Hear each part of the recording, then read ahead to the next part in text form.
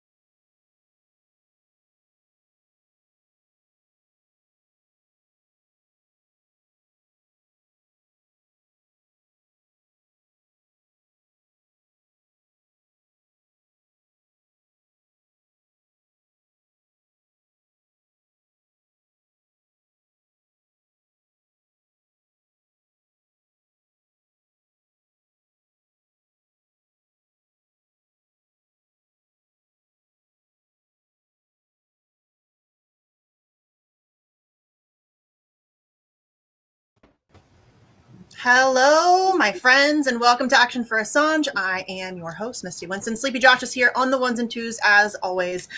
So he'll be in the background hanging out.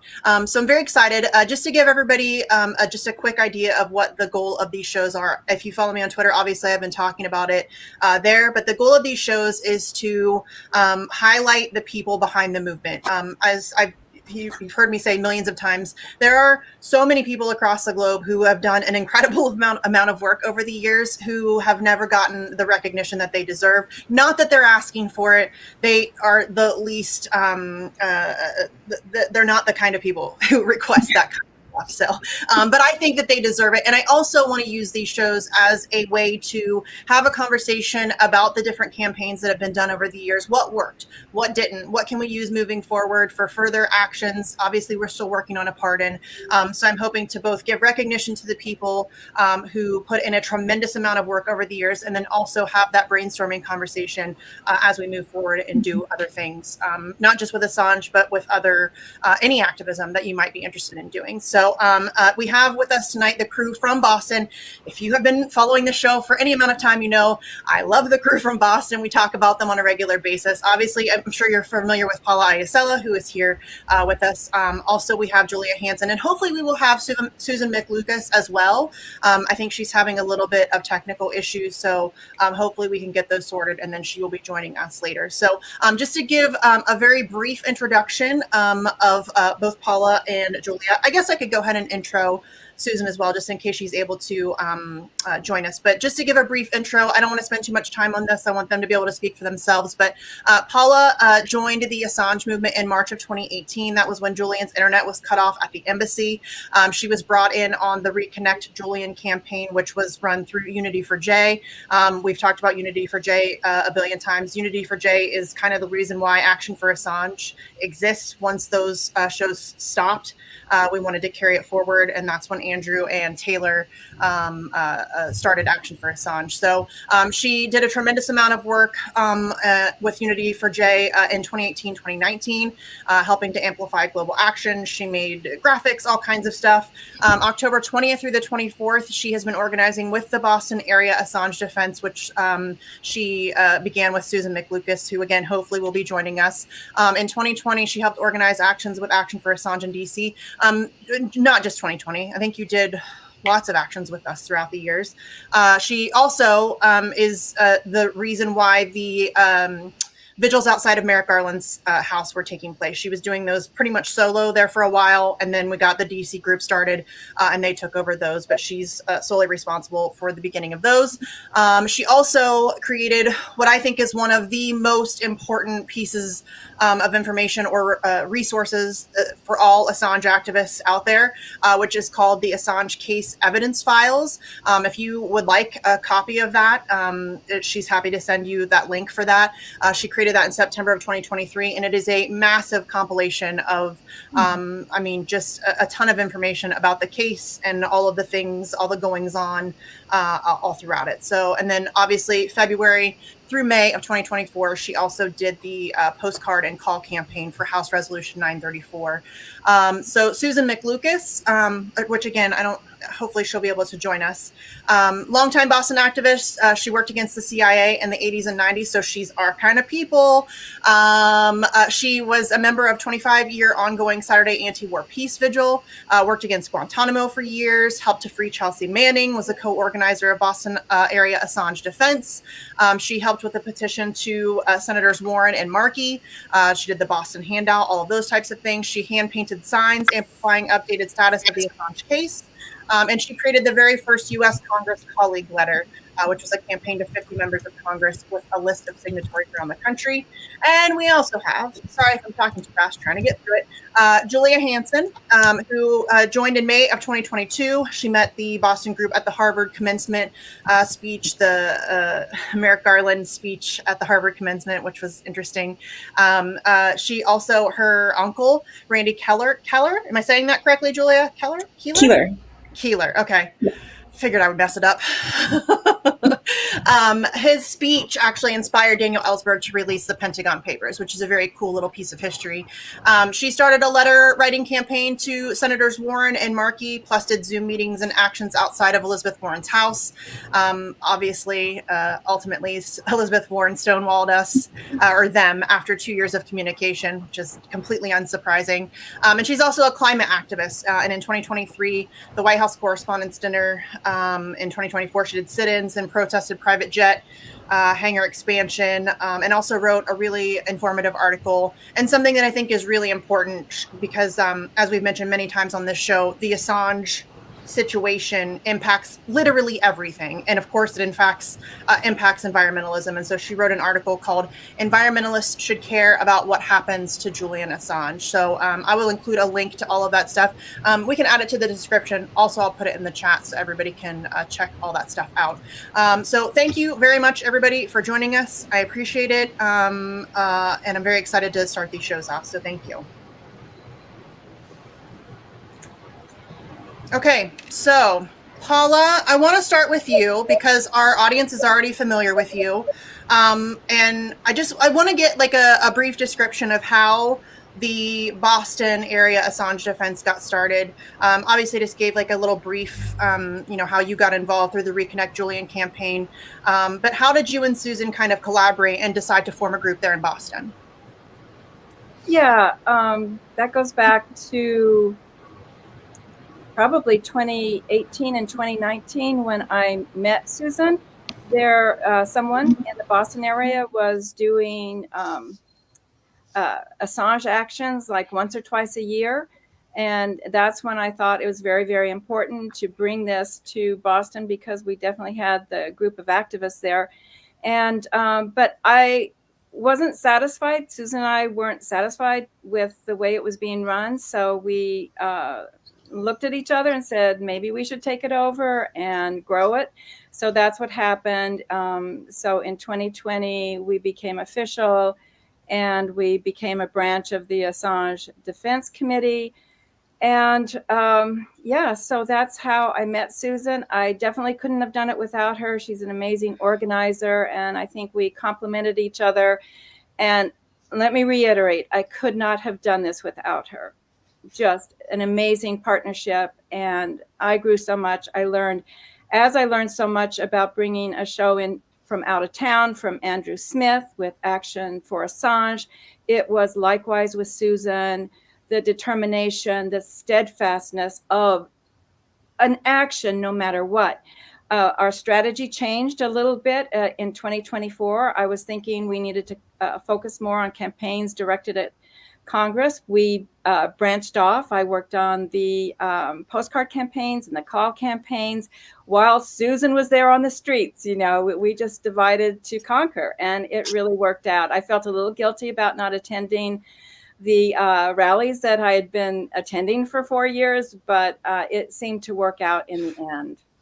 Yeah. And Susan, you've been a longtime activist. What was it about the Assange case that pulled you in? I'm always curious about people's origin stories, if you will, because I think everybody was called to this for different reasons. What was it about, Assange and the freedom of press situation that we have in this country that brought you in and made you want to get involved?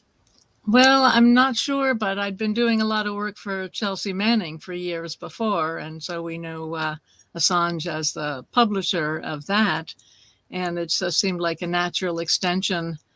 And also just, like everybody thinks, if we don't know what's going on, then, how can we decide what to do? And so, Paula was, as she says, that she was a really great partner to work with. I'm not sure I wouldn't have done as much anyhow, but it just seemed like it was the time and it was the issue. I mean, there's so many issues we all care about, but I don't quite know why I chose this. Gaza's important, Guantanamo's important, climate change, it's all important, but something about this guy who stuck his neck out knowing that he was going to make the superpower of the world really mad, but probably not thinking he might lose his life or spend his life in prison because of this. I just thought we should step up and try to help him if we could. And we did. Yeah, We something did. worked. We don't know exactly what the factors were, but I think persistence, honestly. I think that just growing the movement and being persistent over the course of many years led us to a situation where they could no longer ignore it, which, I mean, I think it was a variety of factors. Obviously, I don't think it was just activism. I think there were some political things involved and all of that stuff. But for sure, the movement to free Assange, I think, made a tremendous impact. So, Julia, I wanted to ask you, obviously, I mentioned earlier that in May of 2022, you met the Boston group at the Harvard commencement.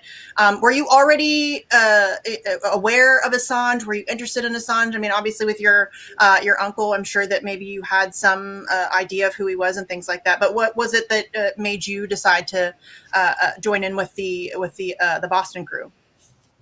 Yeah, for me, the time that I went to that very first Assange rally outside of Harvard Yard during Merrick Garland's commencement speech, that was really when activism was kicking off for me personally. I had not, I don't know if I've even gone to a protest before that of any kind. But I was in a place in my life where I was in the process of quitting a soul-sucking corporate job.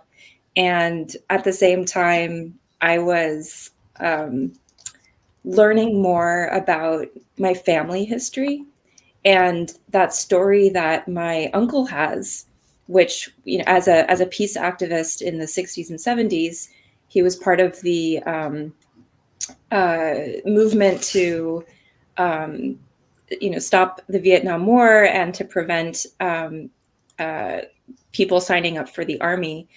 He served almost 2 years in prison for peaceful activism for that reason, but he encountered Dan Ellsberg, and Dan Ellsberg, who published the Pentagon Papers, credits my uncle for giving a speech that made him change his mind about whether to release the Pentagon Papers. And that history had been very kind of acknowledged in my family, but like I hadn't really thought about it before this time. And I just started thinking about that, certain things just lined up in my life. And so I saw this, somehow I got on some email lists that, and I got this message from Susan saying, join us at Harvard. And I lived in the neighborhood. So I just went and I heard, very passionate and well-spoken activists, including Susan, including Paula. Jill Stein was there as well. And so all of a sudden I was just awakened to the fact that I could do something against the sort of the injustices that I was kind of facing for the first time, or like the stories of injustice in the world that I was really thinking about for the first time. And because I was quitting my job at that point, I suddenly had a lot more time to think about it and to do something about it. And so that's what really got me into both the climate movement. I'm part of the Extinction Rebellion Boston climate group, as well as the Assange defense group in Boston. So those two endeavors for me were kind of parallel passions that started at the very same time. That's cool. It's kind of in your blood, really. I mean, Yeah. It's kind of an unavoidable thing for you, I think. So just so everybody knows, I did just include Julia's article in the chat. I'm also going to drop the video of her uncle, if anybody wants to check out. And again, I'll add that to the description. If I remember, Sleepy, remind me, because I'll probably forget. But if anybody wants to check that out, that's there. Okay, I wanted to talk about specifics. I wanted to get into some details about some of the things that you all organized over the course of the years, because as we mentioned, we don't really know exactly what was most effective in turning the tide. Again, I think it was mostly just persistence and that kind of building momentum. But you guys were so unbelievably active. I mean, just relentless. I mean, what was it, Paula? Twice a week you were out there, generally speaking? In the beginning, Misty, we were every week because it was looking like Julian was going to be extradited. And then for sanity's sake, we went to every 2 weeks. And then now we were every 3 weeks. because Yeah. we had other things going on, and that seemed to work out really well for us. Yeah, and I think and you would go all over Boston, correct? Not the same location, different locations. What was, Susan? I'm curious what the public response was and how it shifted from the time you started doing it until more recently, because I'm sure that was a pretty noticeable shift over those years. I can't be sure, but I'm pretty sure that we saw more positive response as time went on. We always had some people who'd walk by and make snide comments like, Yeah. Lock him up, and he's a traitor, and all these things. But we had quite a few people stop and sign our petition, quite a few give us a thumbs up. Of course, the majority of people who go by a protest just ignore you. And but I guess it was more positive than negative, and then overwhelming both of those things, it was indifferent. Yeah, the traitor thing, that I started laughing. Our audience knows that makes me laugh every time. It's so ridiculous. He's not American, y'all. How can he be a traitor to this country if he's not even an American? No, not possible. And Bill Maher. The absurdity of his being in jail while all the people whose war crimes he exposed are getting promotions. Yeah. Yes. Are still in power, positions of power, are likely going to be remaining in positions of power. So yeah, the idea that people would call Bill Maher just recently went on a tirade where he called him a traitor.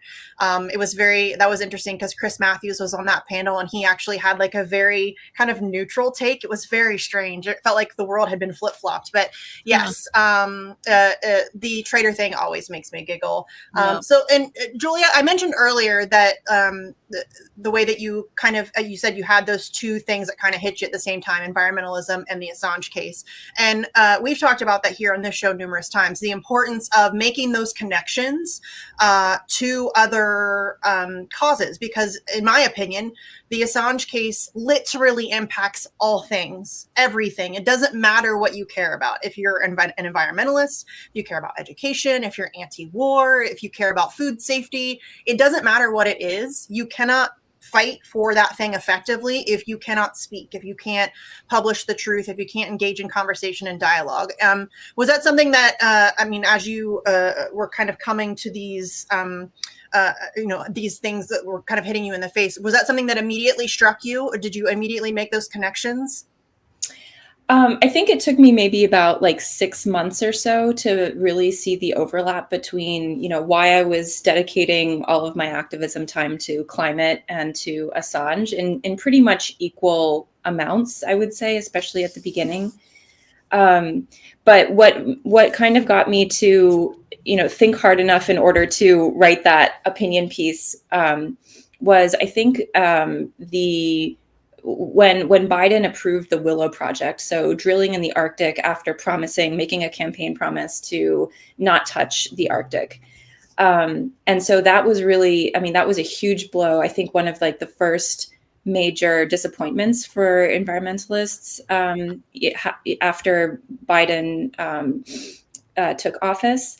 And it just struck me like, how much we don't know about what went on behind the scenes in terms of coming to that decision. And there have been a lot of similar decisions since then. I think people are just like not surprised anymore. Biden is like, did some good things on the climate, did a bunch of bad things on the climate. So it's kind of neutral. But it struck me how amazing it would be if there were a whistleblower somewhere in Biden's cabinet or EPA that could tell us, how did this happen after these promises, after, I think this was only like a few months after that year's conference of parties at the UN on the climate change panel, where we've heard that like we are about to hit 1.5. And of course we did, the following year. So it was just such disappointment in what I see our government doing in terms of climate policy, and realizing that like we are so limited in our ability to hold them accountable if we don't know how those decisions get made, because it really came out of nowhere for the climate activists. Yeah. Yes. And that's such an important point that, and I mean, Julian himself has spoken about this that in a slightly different context, but if you don't know the truth about where we are, how can you possibly make good decisions about where we're going? Right. And there's so much that is hidden from us on every issue.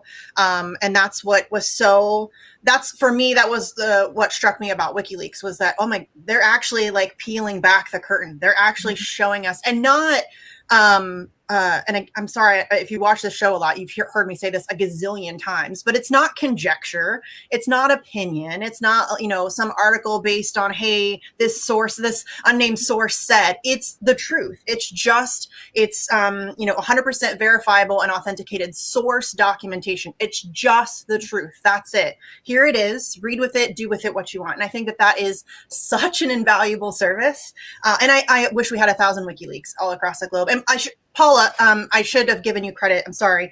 The video that we showed at the very top of this hour was made by Paula, and that just gave some photos of all of the things that Boston has done over the years. And in talking about making those connections between issues, you included a lot there about Palestine, and I think that that's obviously right now that's very relative, unfortunately.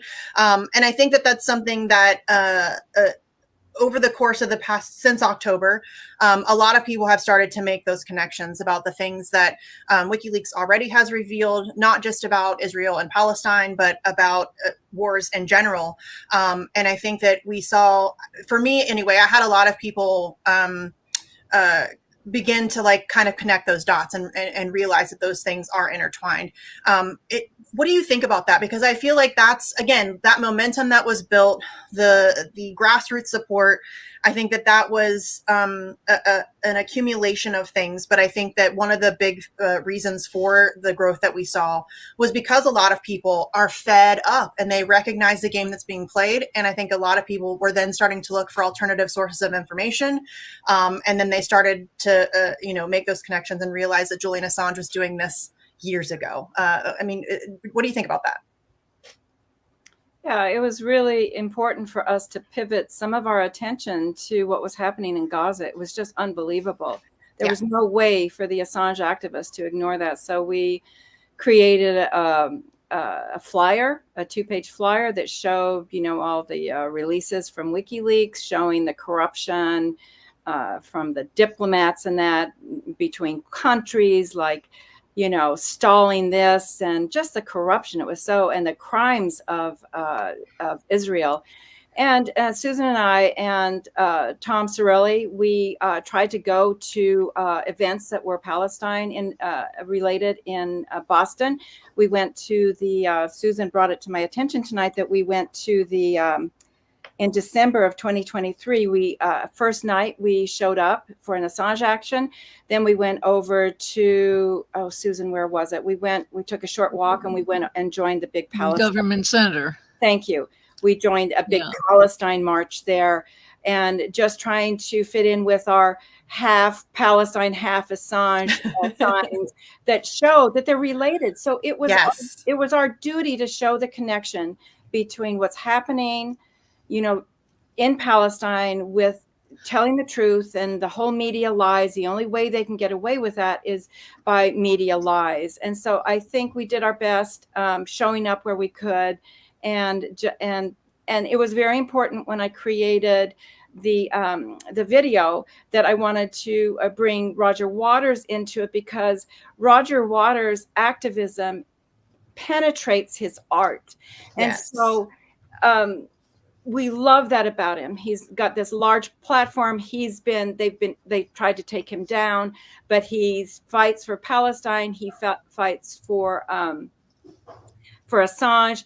And that's how the Garland Vigil got started. It was a musician in Milwaukee that loved Roger Waters' music. He loved Waters' activism. He said, it's really, really important to bring that in front of Garland's house. And so he sang Pink Floyd tunes in front of Garland. And that was the very first Garland vigil. And of course, I'm not a musician. I knew the vigil was important to continue, but that's how it got started. It got started with an artist.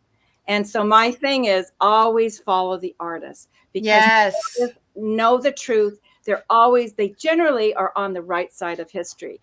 The sign behind me was a campaign that David Dormino did years ago. It was some red and blue campaign with people holding their fist up and half their face painted red and half blue for truth and courage. And so I remembered that. And so I did a banner because artists understand they can get to the crux of things. So, Yes. so Palestine is very important. I included it as the end of the video to lead into the human rights that were denied Julian. It's all connected, you know. Yeah, for 100%. Yes. One And of by the way, things Susan. that I like about the flyer that Paula created about the different releases that WikiLeaks made about Palestine was that 2 weeks after October 7th, the Israeli intelligence came out with a document not meant for public consumption saying, okay, here's our plan. Mm-hmm. Tell the Palestinians to leave the north, bomb the north. Tell the Palestinians to leave again and bomb the south, try to open up the gates and just chase them all into Egypt. Yeah. And that's exactly what's been happening. Mm-hmm.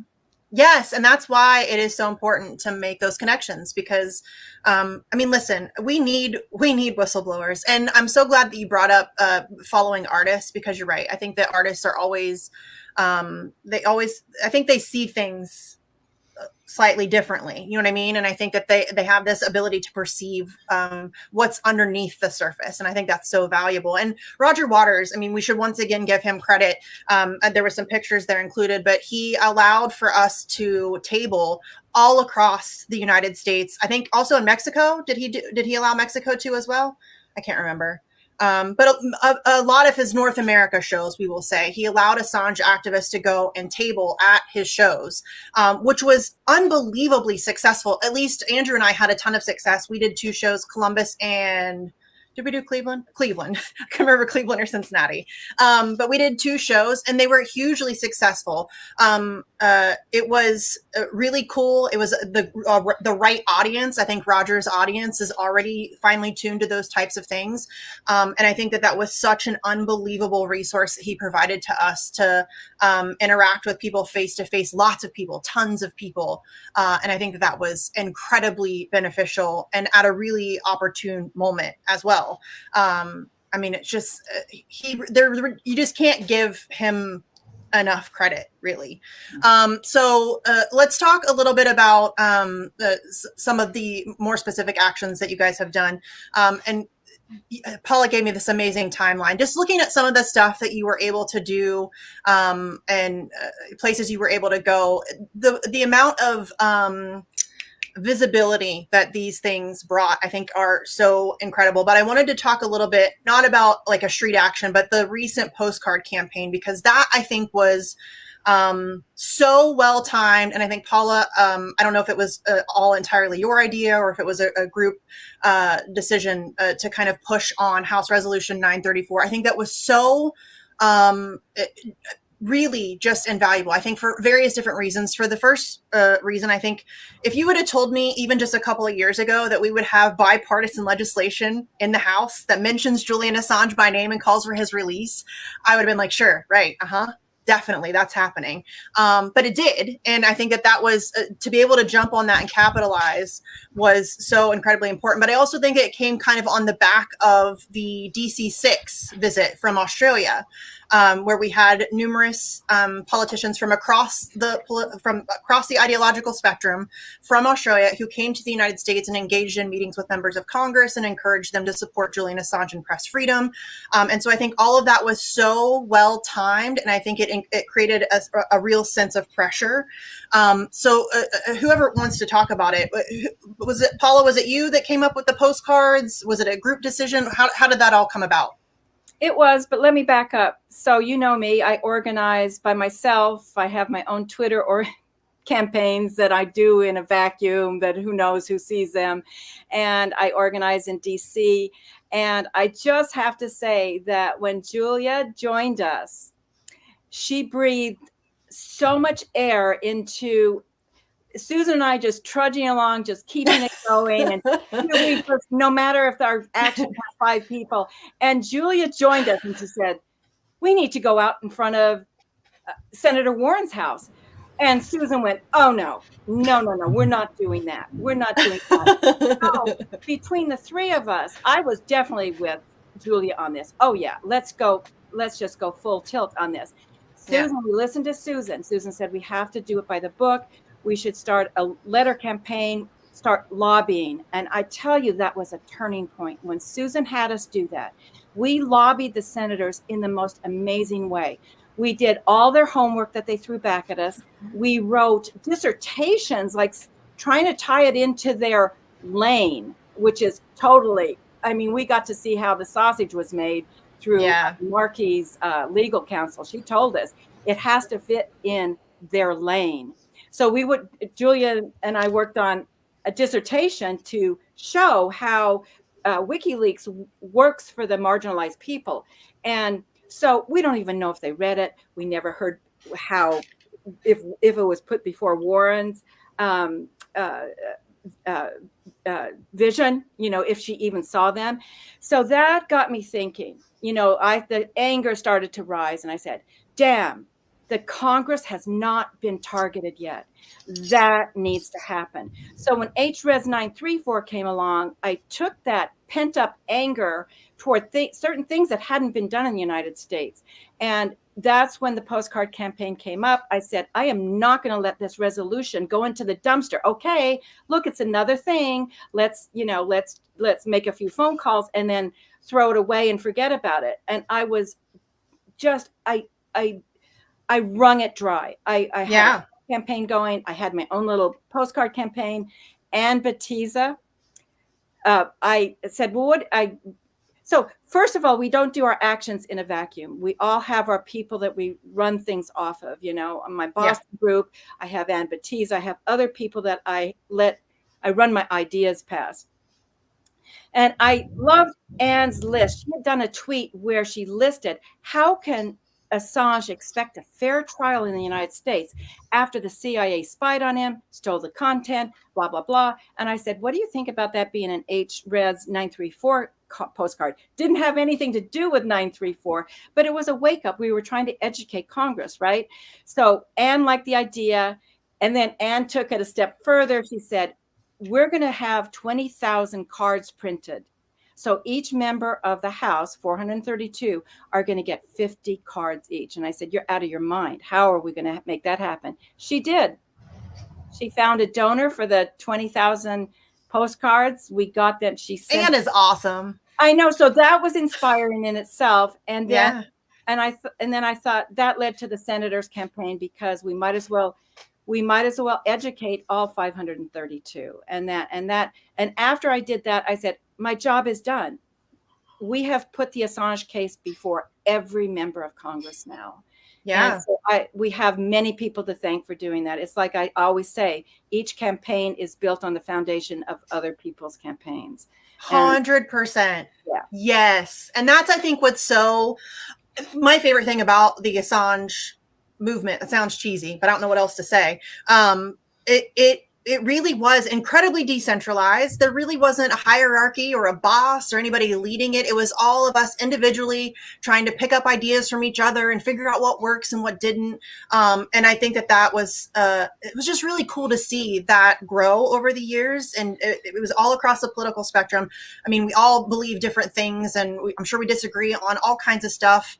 But it didn't matter. We were able to come together on this one issue. And Julia, you sound like me, because I'm always, let's go, let's do the thing, let's do all the things. And Ann sounds like the person I need in my life to keep, rein me in, calm down, take a second, let's breathe. Because I tend to be very much gung-ho. Let's do all of the things. Let's be loud and rowdy and all of that stuff, which Some people don't like that approach. I can't help it. That's just who I am. So, but I think that the postcard. Go ahead, Paula. Tell the story about the postcards to the attorneys at the Justice Department in the New York Times. Oh, I think I've beaten that to death. But so Stella tweeted a quote from the New York Times article that came out after he was freed. And overall, it was a pretty trashy article. But in there, they were speculating what led the DOJ to move forward on the plea deal. And it said that they were, the DOJ was getting tired of this ongoing case. So they were tired of this troublesome case, right? And U.S. attorneys were being targeted by Assange supporters. And I read that 2 or 3 times, and I said, who are they talking about? The Assange supporters? And I said, that's us. That was our postcard campaign where we included, thanks to Kelly Lane for planting that idea in my head about 1.5 years ago when I was doing the Garland Vigil. She said, you should go outside the U.S. attorneys that signed their names to the superseding indictment. And I knew that was a great idea. It wasn't something I wanted to do, go in front of their houses. I didn't feel comfortable even being in front of Merrick Garland's. But I always remembered that. So I included them in the senators' postcard campaign. So they each, including Kronberger, is it Kronberg or Kronberg, they each received about 40 postcards each. So that U.S. attorney, room 342 or whatever it was, received 8 times about 400 postcards. And so we mission accomplished on that. We brought them out into the light is what we did. Nobody knows Traxler or Hunter, or we know that Terwilliger, I think he involved in the grand jury indictment of Chelsea Manning that threw her back in prison for 1 year. So these people are unknown. So it's good to shine a light on them because they have no problem shining a light on Julian's life and making a target. 100%. And that's, a shout out to Kelly Lane for, again, it's all of us like feeding each other ideas and bouncing ideas off of each other. That's why, to me, that's why it was so successful. But up until that point, I think that they had flew under the radar. Nobody was really paying any mind to them. So I think that was brilliant, and we are troublesome. I mean, I'm okay with that label. I'm okay. Just so everybody knows, it is currently storming here. So I hope I don't lose power, but if I do, I'm sorry. Sleepy's about to get it too. So Sleepy's going to get it worse than me. There's potential tornadoes headed his way. So, okay. Susan, what would you say? And maybe it's hard to kind of recognize what is what's a successful action or whatever, but what was something that was it the postcards? Do you think that the street actions were more I don't want to say important, but I'm just trying to get an idea of what worked best for you guys as a group?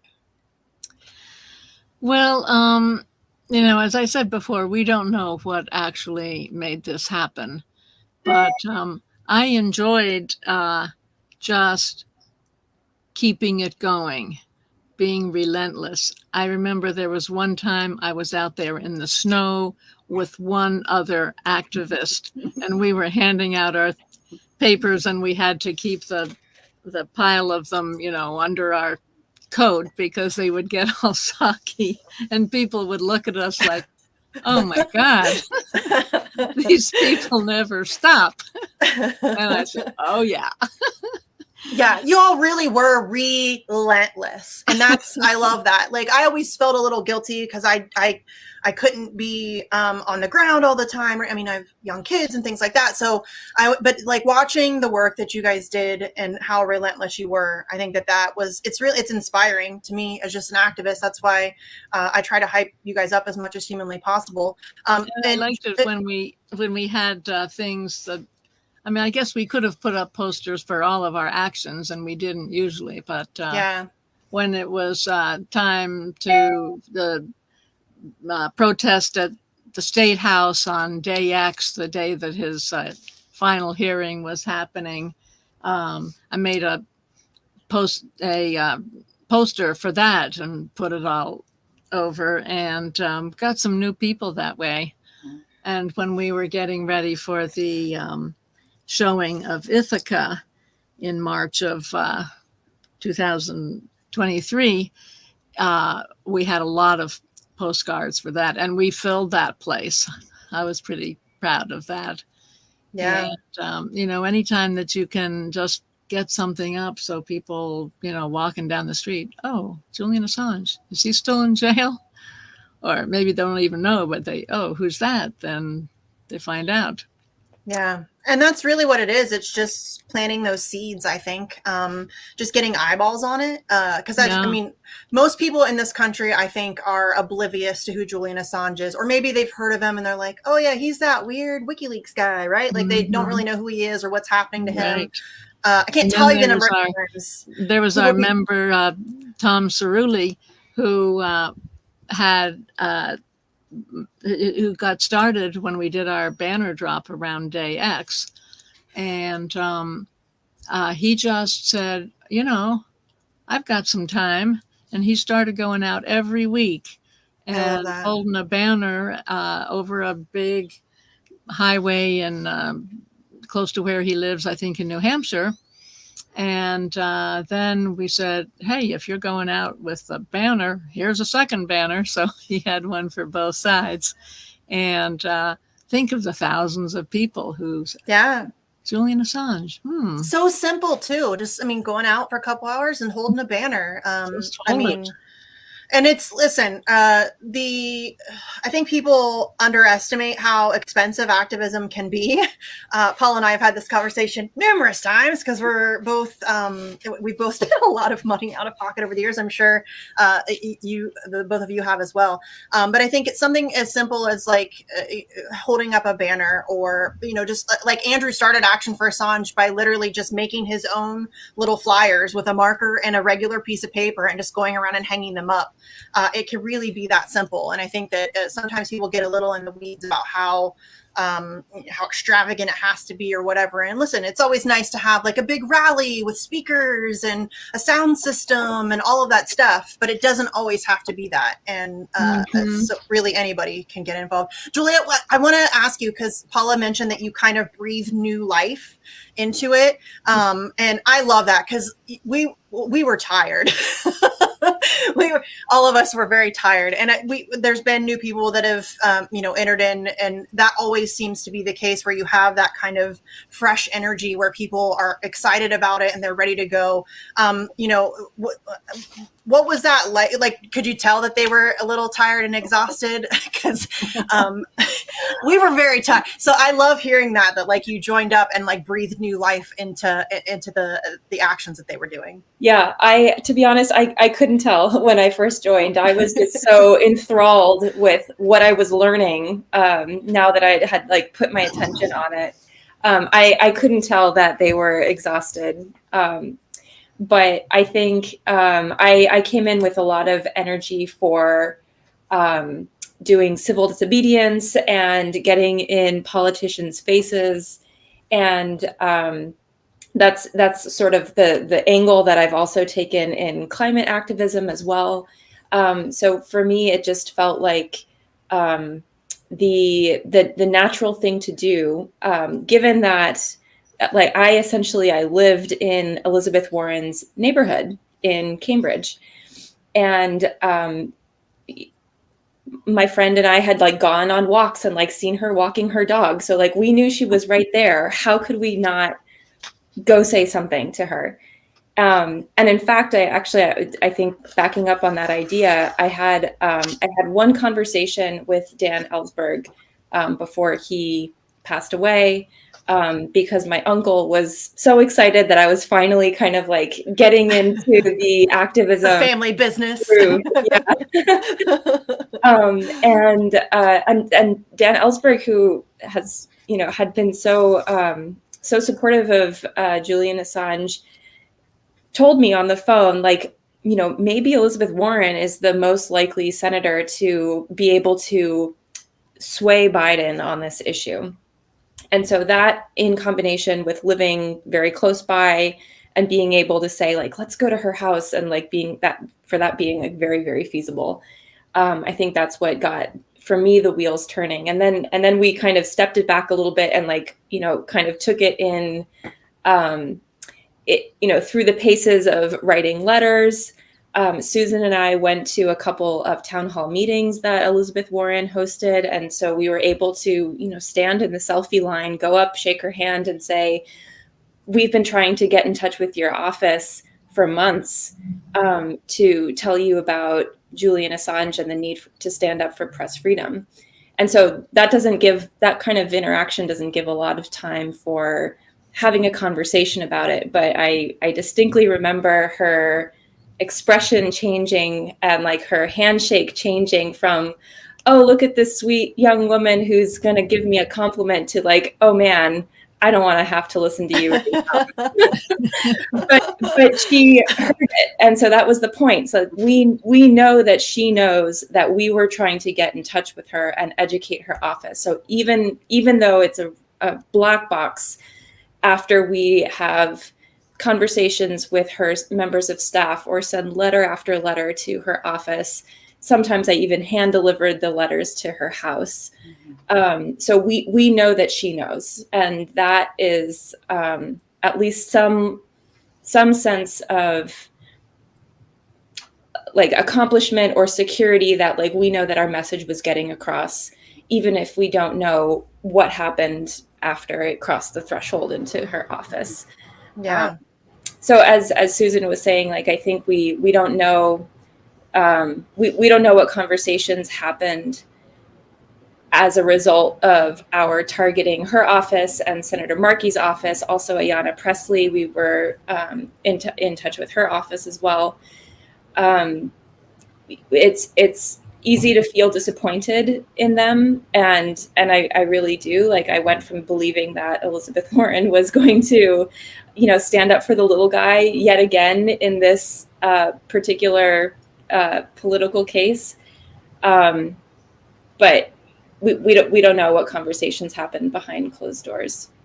But putting that pressure on, I think and knowing like face to face that you've had that conversation with them, they can't say, oh, well, we didn't know. I didn't know. I had no idea this was going on. We had a similar situation with Rand Paul, actually. Kendra and I went to Freedom Fest we had a table. I was there with TNT Radio, but they were also allowing me they paid for me to go, but they were also allowing me to do Assange stuff while we were there. And Rand Paul was one of the speakers. So Kendra went and stood in his line and bought a book to have him sign it, and confronted him because, I mean, he's Ron Paul's son. Ron Paul has been an Assange supporter since day one. Where you at? You know what I mean? And so she had a very similar set of circumstances where his demeanor immediately changed and he got incredibly defensive. And I've written about it. No, you haven't. We watched the stuff very, very closely, my guy. You have not. But we had but I think that just that face-to-face confrontation and then them knowing, we know that you know, like there's no more excuse now for you to not be speaking on this issue. And obviously all of our politicians are endlessly disappointing. But I think that, I think that kind of stuff really does, if nothing else, it just lets them know that we're watching them and that they can't just be silent on this issue without, some pressure from activists. So I think that that's hugely beneficial. So, okay, we have a few minutes left before the end of the hour. And I just wanted to obviously we're going to start working on the pardon situation. Many of us already have. What are you going to take from the past many years as we move forward, working toward a pardon? Is the postcard campaign going to continue? What are some things that we can hype up to get the people who are watching this involved? Anybody, whoever wants to answer. Bueller? I'm looking forward to sleeping a little more easily. Right? Like he's out of prison? That's a little... He's out of prison. Oh, it's just so wonderful to imagine, But, we are going to keep up pressure, and we haven't exactly decided how. When at our last rally celebration in front of the British consulate, we had a postcard writing party afterwards and used some of the postcards that Paula had already created saying free Assange, and we said pardon Assange. with those. What did we write about? I don't know, 100 or 200 that day, something like that. And uh, I think I'm probably going to take a lot of my energy that's freed up with Assange being out and put it into Gaza. Not quite sure. Yeah, that's a good cause. And I assume, Julia, you'll focus a little bit more on environmentalism as well. I mean, obviously, we're going to continue to work on the pardon for Assange. I think that that's important. But again, we do have a little bit more time and energy now. I think him being out of prison is such a weight off of the shoulders. Mm-hmm. He's not in horrific conditions, being psychologically tortured every day. So I feel like that's a big weight lifted. But I mean, will environmentalism be something that you're more focused on now, Julia? Absolutely, yeah. But also to echo Susan, I'm so relieved that this happened and that I can take a little bit of a breath. I'm also going to be a mom in a few months. Oh. So I'll be kind of busy. Yeah. Yes. Yes, ma'am. You will. Yes. Is this your first? Yes. Okay. Yes, you will definitely. I will be a little busy. Yes. But I think continuing the postcard campaign and I also feel strongly about writing back to Senator Markey and Elizabeth Warren and Ayanna Pressley, because I have made, I've had so many sort of like personal interactions with their office and them at this point that I want them to know that they're not off the hook. Yes. So I think, coordinating with Paula and Susan about how and when and sort of, how to do that in conjunction with the rest of the Pardon Assange campaign. But I feel that I'm not satisfied with my 3 representatives in Massachusetts. Mm-hmm. And so I want to keep working on their offices, or at least, keep going to like their town halls or writing them letters. Yeah. And I know, Paula, you're looking forward to stepping away a little bit, but I know I'm not dumb. You're not going anywhere. I know you keep saying that. And I want you to take a very long break. But I think that the pardon thing, obviously, we're in an election year. So I think it's an opportune moment to put that kind of pressure on, in particular, if Biden loses, which, for being real, is likely. As he moves into his lame duck, that really needs to be amplified. That pressure needs to be amplified. So I look forward to working with all of you on that for sure. So is there anything that we missed or that you would like to add, or any actions you want to hype up? Or go ahead, Paula. I just want to say that the things that I thought were successful in a very demoralizing movement was the sharing of information. What Susan and I did for every single action, we wrote a newsletter that had links of articles and what was going on. We put those on Facebook. Susan set out a press release. So they could choose to ignore us, but we tried. And it did land on somebody's desk. And so that sharing of information is very, very important. I have a very strong feeling that the postcard campaigns really work. If somebody wants to pick up the pardon Assange, that postcards are terrific if you can get a donor to do that. Kelly Lane and Matt Ho's candidates for Assange, that was inspiring, even though I'm not really crazy about thinking about electoral politics. It was a brilliant thing because it made people think about actually having the Assange case and important cases on their platform. And so it was a wake-up call. So when we did the postcard for that, Free Assange Elections 2024, it made people scratch their heads like, what does that mean? And so they had to read the back, and putting information on the back of the postcard is important too. So I just want to say that just be with really smart people. Julia's letters to God, watching the evolution of her letters to Senator Warren. She was so beautifully warm and personal. And here I was, like the attacked dog. And she was so, I mean, we spent hours in the editing room making these letters. I mean, Julia would draft it and I would put my fire in them. She would stand her ground and make them soft and so they were readable. And it was really a wonderful, opportunity. Collaboration. Yeah, but those letters got more feisty and feistier and feistier as the months went on. So I ended up like writing like Paula at the end. It ended up, Julia, at one of our actions in front of Warren's house, she read the letters that were ignored. They ignored an invitation to speak with Daniel Ellsberg. I mean, that's astonishing that they refused to meet with him. Big mistake. Yeah. So I think information sharing is very important because you don't know who's going to do what. I have to say a quick little thing. I got an email from the flag maker in Denver saying, "Congratulations, Julian is free." Oh, the flag maker that I yelled at all the time because he was always late, but he did those beautiful, wonderful, lightweight flags. He must have done, I don't know, 18 of them for me. And we educated him, and I love that. So people come out of the woodwork to say, because they're hearing the information that we're sharing. Yeah. Thank you, Misty, for having us on. And it was really nice.